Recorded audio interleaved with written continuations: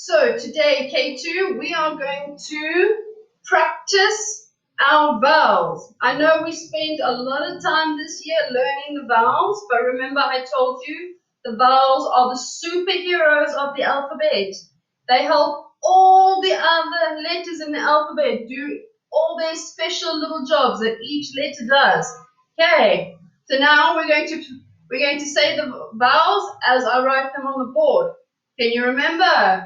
We have A, and what sound does he make? A. E and E. I and E. O and O. U and A. Okay, do you remember your vowels? These are the names, these are the sounds that they make.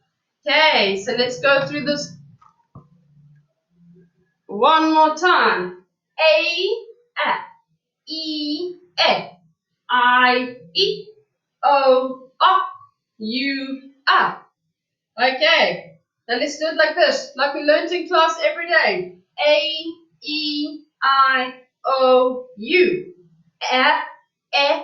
E, O, A. A, E, I, O, U, A. Good job. Now, I want you to take a video of yourself saying the vowels rhyme like we've done every day in class. And remember, say the name and the sounds together so that your brain remembers they work together. All right. Go do that now for me. Thank you.